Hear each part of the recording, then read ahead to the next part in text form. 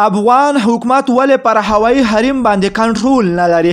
علت یې څه ده؟ راځئ دغه ویډیو راسره تر پای وګورئ. په سلامونو مهرکلی کوم دوستانو، خدای دې وکړي چې جوړ او روغ اوسئ. د مطلب د شیر کېدو نه مخکې دغه ویډیو راسره تر پای وګورئ تر څو له حقیقتونو تاسو هم خبره شئ. افغان حکومت پر خپل هوایي حریم د کنټرول نه درلودل دغه ټکي د افغانستان د هوایي ځواکونو پخوانی قومندان څرګندونه کړې ده. د افغان د حکومت هوایي حریم د طالبانو د واکمنۍ له ړنګېدو وروسته د افغان دولت له کنټروله بهر ده.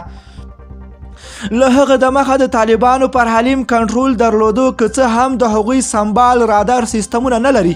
د هوایي حریم د کنټرول او نه کنټرول خبره وروسته تر هغه راپورته شوه چې تېره اونۍ په غزني کې یو امریکایي الوتکه راولوېده.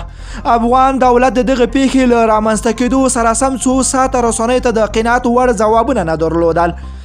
د افغانستان د هوایي او مدافع هوایي ځواک پخوانی قومندان عتیق الله امرخیل وایي افغانستان د پخوا د رادار سیستم، شبکه او د هوایي حریم د کنټرول لپاره بشپړ وسایل درلودل، خو د تنظیمي جګړو پر مهال ټول لوټ او ورک شول چې په وینا یې اوس نه د رادار شبکه شته او نه هم کشفي الوتکې. ویل کېږي چې رادار، دستګاوې او نور هغه وسایل چې هوایي حریم پرې کنټرولېدلی شي د مجاهدینو په راتګ چور تلاش شول او ځینې هغه په پاکستان وپلورل شول. جنرال امرخیل د غزني پیښې ته په اشارې چې یو بهرنۍ الوتکه راوغورځول شوه یا هم د تخنیکي ستونزې له کبله راولوېدله، وایي د څو ساعتونو په تېرېدلو ان د ولسمشر مرستیال لا د الوتکې په اړه کره معلومات نه درلودله. نوموړي په وینا له دغه پیښې ښکاري چې د افغانستان هوایي حریم د افغانانو په کنټرول کې نه دی او له وړو رادار سیستمونو پرته یوازې د هوایي ډګرونو پر شاوخوا کنټرول لري.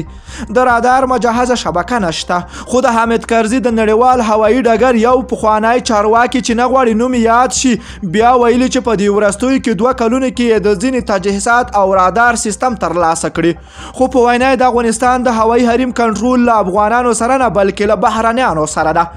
دغه چارواکي وایي چې ناټو قواوې او د امریکایي دولت د هوایي حریم کنټرول په لاس کې لري. په همدې حال کې د افغانستان د ملکي هوایي چلند د ترافیکو رئیس غلام معصومي دغه څرګندونې ردوي او وایي د افغانستان هوایي حریم له 2015 کال راهیسې په بشپړه توګه د افغانانو په واک کې ده. معصومي زیاتوي سره له دې چې ځینو تجهیزاتو ته اړتیا لري، خو د حامد کرزي او د کندهار په هوایي ډګرونو کې د رادار وړې دستګاوې او ځینې نور تجهیزات او په ټولو هوایي ډګرونو کې د ټاور سیستم لري او پروازونه کنټرولوي. د هغه په وینا د غزني د تیرې ورځې پیښې په اړه هم ټول معلومات درلودل او هر څه په کنټرول کې وو. څو د شنونکو په وینا له تنظیمي جګړو وړاندې د افغانستان په ټولو هوایي ډګرونو کې د رادار شبکې فعال او مدافع هوایي ځواک موجود وو چې له افغان خاورې 2 کیلومتره لرې به یې په ګوته کول چې بهرنۍ ملکي یا جنګي الوتکه په کوم واټن کې ده.